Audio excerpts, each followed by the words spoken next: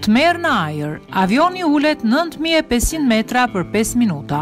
226 udhëtarët e një charteri që ishte nisur nga Antalya e Turqisë kanë kaluar momente Tmerri, kur avioni i tyre ul brenda 5 minutash nga një lartësi prej 10.000 metrash në vetëm 500 metra.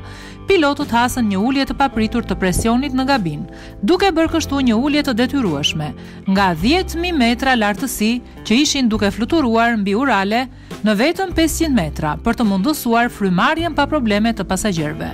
Pas kësaj, avioni është ulur pa probleme në Volvograd, ndërsa pasagjerët kanë rrëfyer Tmerrin e përjetuar. Të gjithë ishin në gjumë kur maska e oksigjenit zbriti. Fëmijët filluan të bërtasin, ka treguar një udhëtar.